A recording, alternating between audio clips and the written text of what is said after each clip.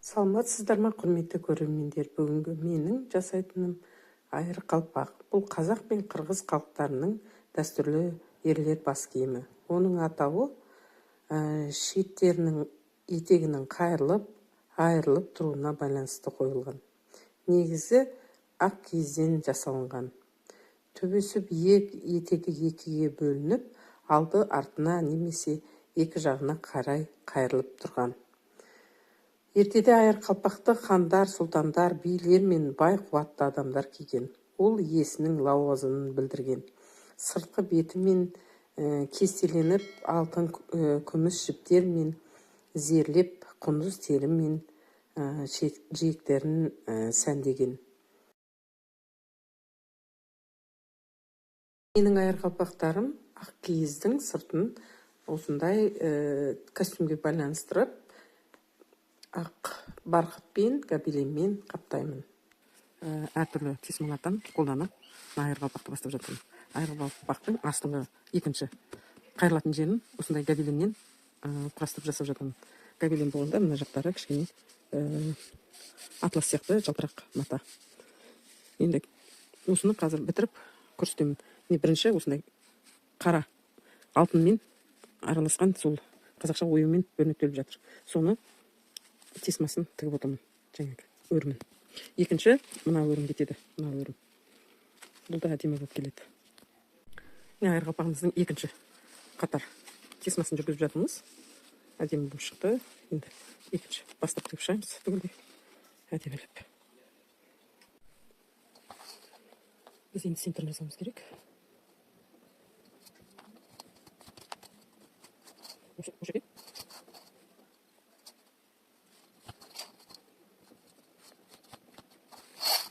осы жерін кесіп тастаймыз енді. Бізде түрген кезде осылай тұрады. Осы жерін кесіп тастаймыз айыр қалпаққа. Мынау арқасы енді кесілмейді. Әдемі болып шығады көріңіз.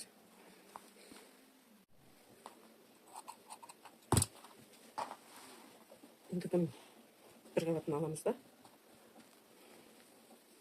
Осыған барқытымызды жабыстырамыз.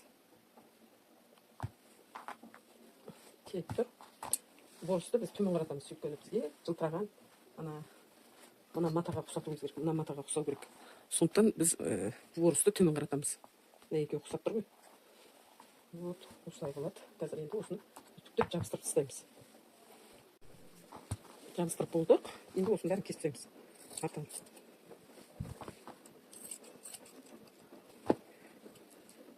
Мен бұл айыр қалпақтың, Абылай ханым деп айтады, айыр қалпағы. Үлгісін қалай пішілу керек екен. Түгелдей алдыңғы видеода көрсеткенмін. Сол жерден қарауларыңыз болады. Мен қазір енді қатты емес, былай көрсеттім. Общий. Сіздер сол алдыңғы видеодан қарап шығыңыздар. Сол жерде формасын қалай жасау керек екенін сантиметрге дейін көрсетіп қойғам. Бізде мынау уже жабыстырылды. Айыр қалпағымыздың ортасын қазір кесіп жүреміз. Енді осының ортасында бір сызық болады. Бір сызық. Біз ол бір сызық жасамаймыз. Біз қазір екі сызық жасаймыз. Мынадан тура төбесінің төменірек қыламыз. Төменірек 1 сантиметр. Соны былай жібереміз. Осылай. Мынаған линиясы бір-біріне қарап, осы жерге дейін келеді. Осы ортасына дейін. Соған біз мынандай линия жібереміз. Қарамен золотоны. Или болмаса бордовыйды да жіберу болады. Біз бордовый жіберейік. Екі сызықты жіберіп көреміз. Осылай тұрады. Қайсысы жақсы әдемі көрінеді, соны қалдырамыз. Наверное, бордовый қалдырамыз. Мына бордовыймен келіседі, екеуі бір-біріне ұйқасып тұрды. Қара тоже келеді, бірақ бордовый жақсы көрініп тұр.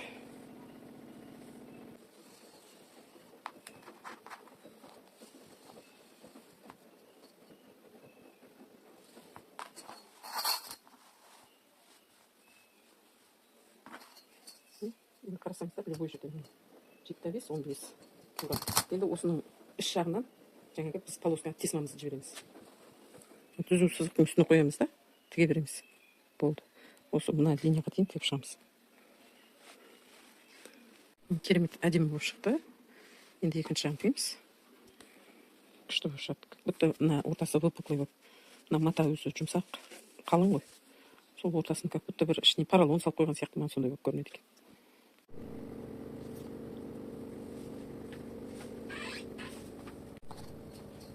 Біздің енді мына қайырлар былай қайырған кезде осылай тұрады, соны чтобы әдемі тұру үшін біз мына жерден екінші жағына бір-біріне біріктіріп, мына екінші жағы бір-біріне біріктіріп тігіп салуымыз керек.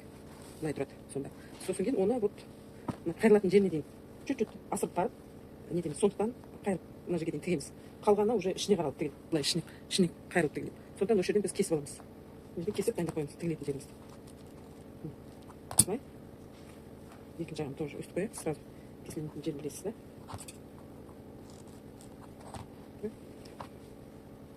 Кесілетін жері.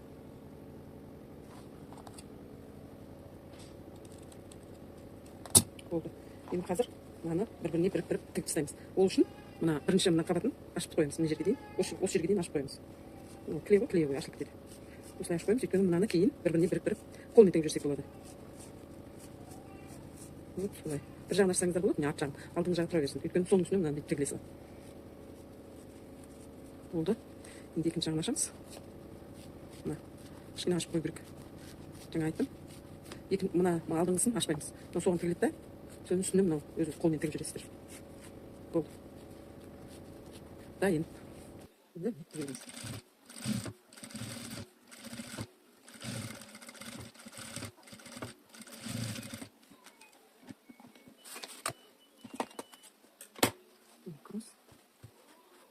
Әдемі болып шықты. Енді екінші жағын тура өсіп бір-біріне біріктіріп тігіп шығамыз.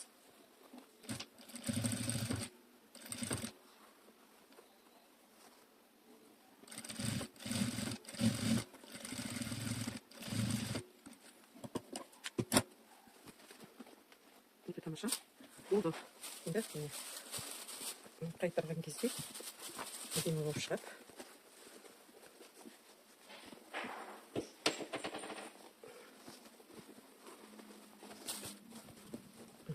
Мына жерін кесеміз, содан кособейка жасаймыз.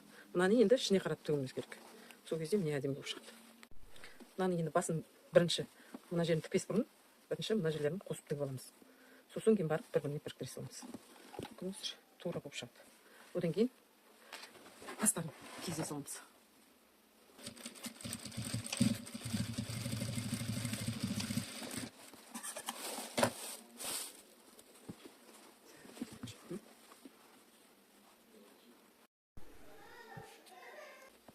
Мына жерлерін бәрін түгел кособейкамен тігіп шығамыз. Міне осы жерін біз бір-біріне бүйтіп үстіне қойып тігіп тастаймыз. Мынаны жаямыз бірінші. Чтобы кейін бүтігін кезде тартылып тұрмайды.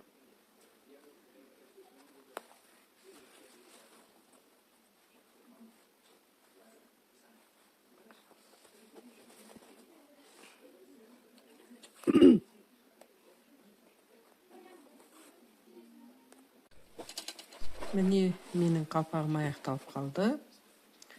Өздеріңіз осындай қылып тігіп алсаңыздар болады. Қазір бұл қалпағым орталық музейде көрмеде тұр. Ал енді көріскенше күн жақсы болсын, аман есен болыңыздар.